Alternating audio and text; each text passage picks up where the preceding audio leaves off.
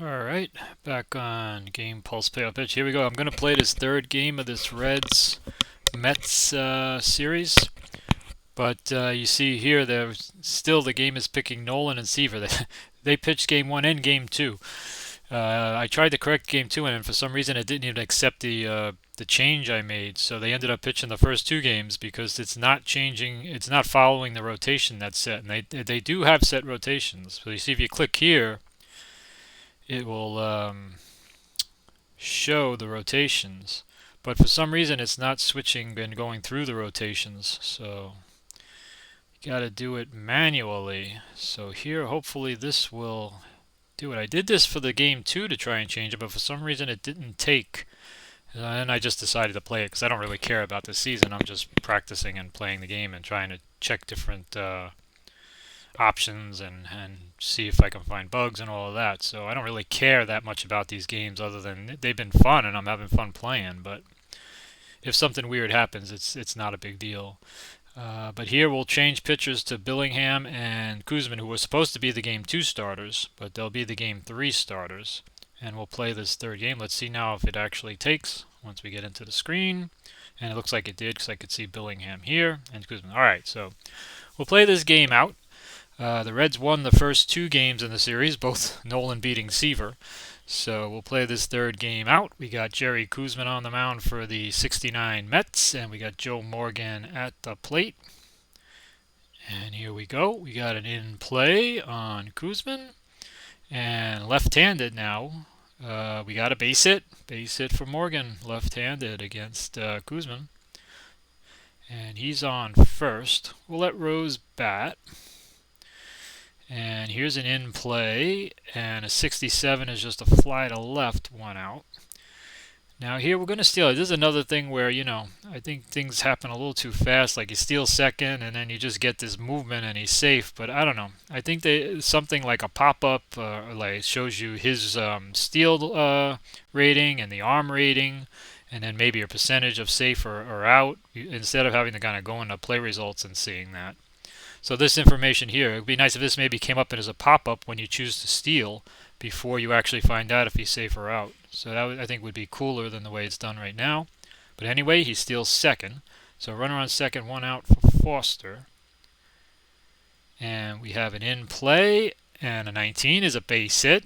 And runner on second scores, so that's going to be 1-0 Cincinnati. And now Foster's on for bench. And we have a tough result here, left-handed, and that's a strikeout. So that's the second out. And now we get Tony Perez up. And 8 is patient, left-handed pitcher. And a 98 is too big, though, and that's just going to be a fly to left, and that's going to end the inning. But the Reds do take a 1-0 lead with the help of that stolen base. And now Jack Billingham will be pitching to Tommy Agee. Patient here. Billingham's right-handed, so we got a 30, a 5, and 1 to 30 is a walk, so AG walks. And now, if they steal, you do get a pop-up on the AI, I believe. But here's Cleon Jones, and there's an in-play, right-handed, and a double on a 5. 1 to 6 is a double. And on the doubles, it's a line drive in the alley to center, and runners advance 2 bases, so it'll be second and third. Oh, they scored him, actually. Okay. Wonder why he scored on that. So let's check. Oh, because it was a hit and run. So you see, they didn't even tell you there was a hit and run on there. It looks like there was a hit and run on executed for Cleon Jones. So these things are happening under the hood or behind the scenes, and they need to do pop-ups and flashes on the screen. So right there, it should have flashed on the screen, hit and run. And it would have been more exciting, and you would know what's going on. So too many things are happening under the hood in this game. Runner on second, nobody out for Cranepool. And here's an in play, and a 85 is a grounder to second. That gets the runner to third with 1 out. Let's bring the infield in just for fun, and we'll see if we can cut this run off with Jerry Goody. And in play, and a 92 is a fly to left, and the run scored. And we can go in here, and again, you got to kind of go in here to find out everything that's going on. It says runner on third scores automatically.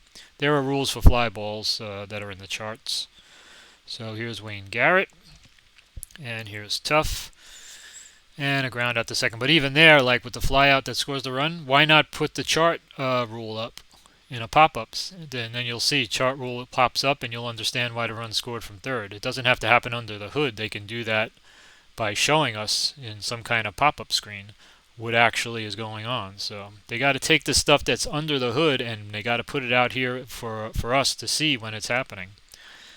Here's Griffey batting, and here's a 6 tough, and a 58 is a ground ball to first base, 1 out. Here's Cesar Geronimo, 7 in play, and 99 is a fly to right, 2 out. So that's what I would say. More than anything else, there's just too many things that happen too quickly and too much under the hood. So we got to see the engine up front. We shouldn't have to go into the play results screen. But here's a defense check, and that was a pitcher error check, but he made the play. So we're going to go to the bottom of the second, and Buddy Harrelson will lead it off, and that's a tough. And a 50 is a line out to short, 1 out. I think something like Dynasty League Baseball is a perfect example of how you can see everything that's happening in the game, and you see it as it's happening. You don't have to go in after the fact to figure it out. So things like that, they just need to put more up front and less hidden. And I think it'll be better long run. Here's a wheelhouse. So we got righty for Swoboda. 1 to 30 is going to be a homer. And there is I'm not doing rare plays, so here it would have been a rare play, but instead they re-roll and a 68 is a ground to the second. I'm leaving rare plays out for now. I don't like them anyway, and I don't think all of them are even in the game right now, so that's why they re-rolled that number. There's a tough, and a 13 is a strikeout. So we'll go to the top of the third. Mets lead at 2-1, and Billingham we'll bat against Koosman. We got a tough, and we got a strikeout, 1 out.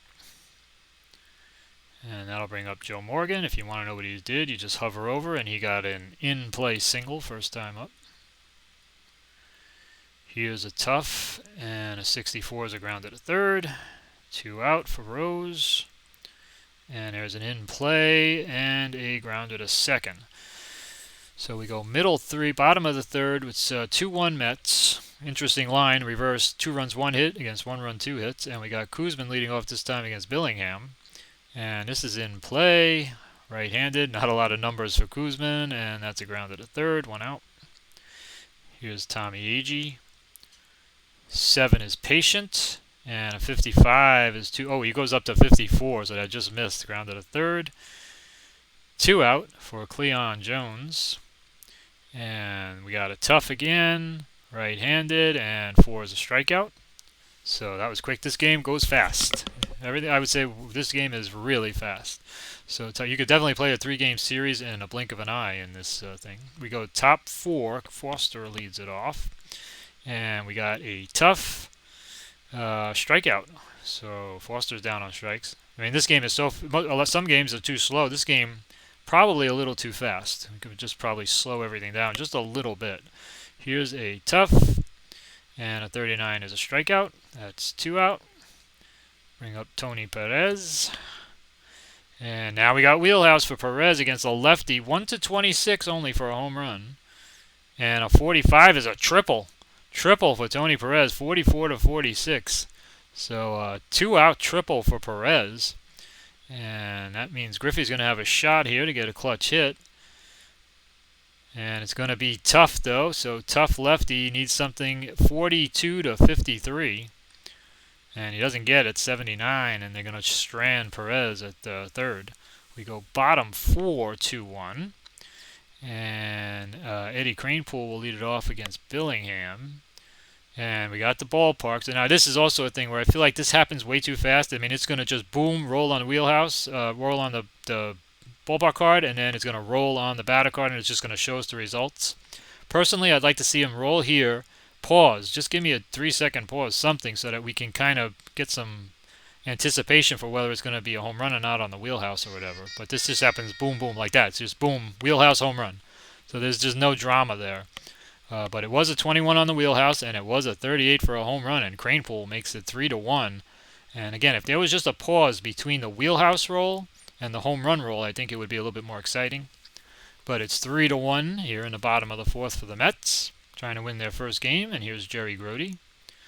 And there's an in play and a grounded to short. So 1 out for Garrett. And here's an in play. And a 79 is a fly to center. 2 out. Bring up Buddy Harrelson. Patient. And grounded to short. And we're going to go through, we're going to go to the top of the fifth, 3-1 Mets. And I definitely like that I took off that highlight of the fielder. I feel like it's unnecessary because you see who the fielder was on the other screen, and 2, it slows everything down. So that's the one area where this game was a little slow and tardy, was when it would come back to this screen and you would highlight the thing and then it would give you the pause delay, and it was a little clunky. So just removing that highlight of the fielder, I think, makes the game flow better. Here's Geronimo. That was the one clunky part of the game. That was actually too slow. Here's a tough on Koosman to Geronimo and a strikeout, 1 out. And here comes Concepcion. Here's a patient on Concepcion, left-handed, so 1-50 will be something good. And a 1 is a walk. Concepcion is on. And that brings up Billingham with 1 out. Let's sack bunt. And again, here this just happens. It's just very fast. So you have to go into here to kind of get the info. And even here, not really telling. Like, I'd like to see this guy fielded it, and to give me more than this, I have to go into play results, and it's not really giving me information. So give me a play result like sacrifice, catch it to second baseman covering first, or whatever. So give me some information on that instead of just having it happen. So we got a runner on second, 2 out from Morgan. And here's a tough. And again, this would have been a rare play number, so they re-rolled 41, and it was a pop out to second base on a tough left-handed, and he went up to 40 on the base hit, so he just missed it. So we go bottom 5, Mets lead at 3-1, and Swoboda will bat. 8 in play, and we got a 47 grounder to first, 1 out. Like I say, you see there it's a grounder to first. You don't need to highlight. It's really unnecessary. Here's 8 in play, and 34 is a pop-up to first this time, so we already know where the play went. We don't need a highlight. And there's 2 out for Jerry Koosman. Here's a wheelhouse for the pitcher, unfortunately for him, against a righty. He has a 1-3 double and a 4-9 single, and he doesn't get those, so that's a pop-up to first. We're going to go to the top of the 6th already, believe it or not, and it's 3-1 Mets. Pete Rose will lead it off against Koosman. And here's a wheelhouse for Rose, lefty.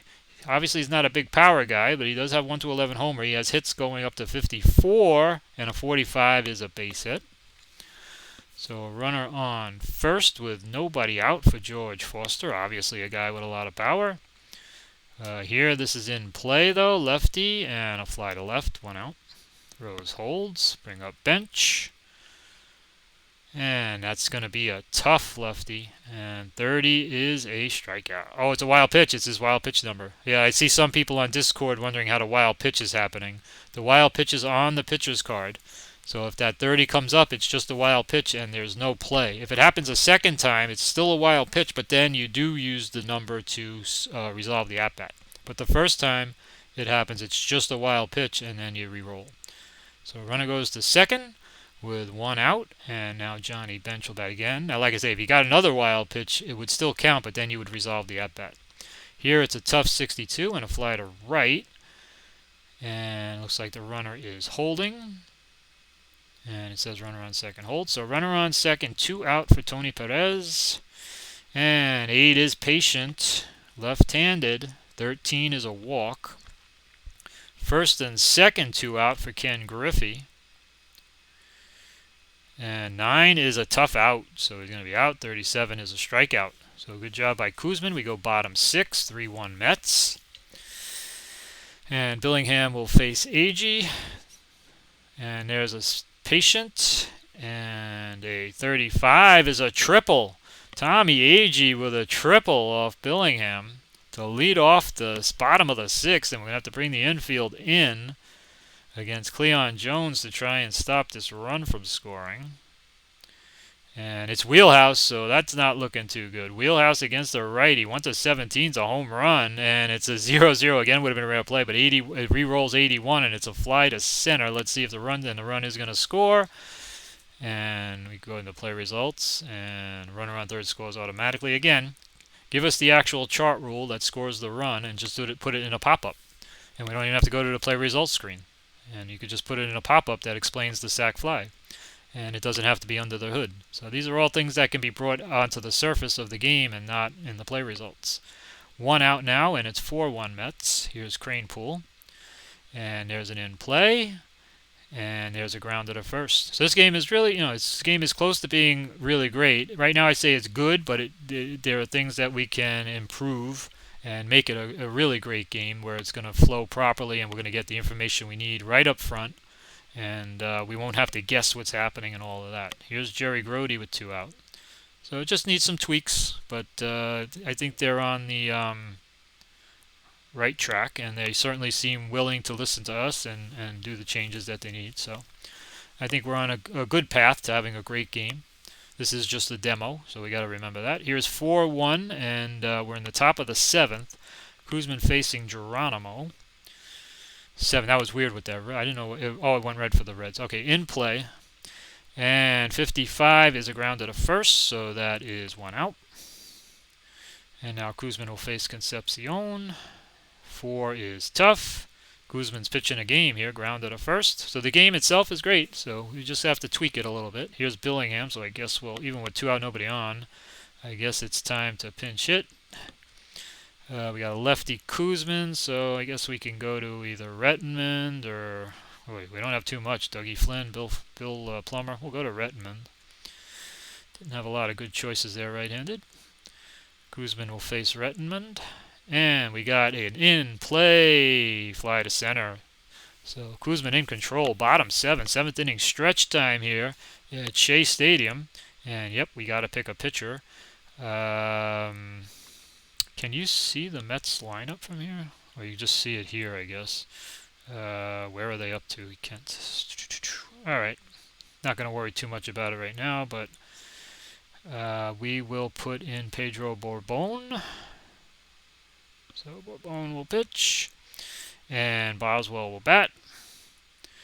And there's a 3, and this is ballpark, so again, it's going to happen fast. Boswell, wheelhouse is 1-23. It was a 66 in play and a base hit. So just happens too fast, I think, these two numbers back to back like that. Pause it for a second. Give us the in play, 66. Then show us the second roll with some kind of delay in there so that we can kind of see each one separately. But there's a base hit. And there was a base hit. Ken Boswell's still up. What happened? Okay. I'm not sure what happened there, but there's an in play and a ground out, so 1 out. Okay. So here's Buddy Harrelson. And in play. And 25 is a base hit. He goes to first with 1 out. And now Shamsky's going to pinch hit. And there's a defense and a range first baseman check. And it's a hit. And not only is it a hit, it's a double. So that is going to be trouble. And the run is going to score. Standing double, and again we have to go in here to see the runner advancement. That could all be done on a pop-up right in the front screen. We don't have to go to play results. Runner on second, 5-1 here. Weiss batting. This game's getting out of hand, and here's ballpark again. Boom, boom. Wheelhouse fly to right, 98. And there's a runner on second with 2 out for Koosman, who's pitching a great game, so they're going to leave him in, and he grounds out to the pitcher. So we go bottom 8, and it's 5-1 Mets. We go top 8, and it's 5-1 Mets, and Morgan will bat. And we got an in play, and that's a fly to left. The Reds just can't get anything going this game after winning the first 2. We got Pete Rose. Here's a patient and a walk for Rose with 1 out. We want to go back in and see. Rose was fly to left. Looks like a ground out. He had a hit, and now the walk. And now we can look at Foster. He singled on an in play, struck out, and then he flied to left. So that's pretty cool. Runner on first, 1 out there. You can see all that, including the rolls. Here's in play and a third. Oh, and now is another wild pitch. We got that 30 again. So wild pitch. So runner on second with one out. And now we roll on Foster. And we keep the in play and we go 64. And it's a grounder to third. And there's two out for Johnny Bench. And there's a patient. And a walk. So first and second, two out for Tony Perez.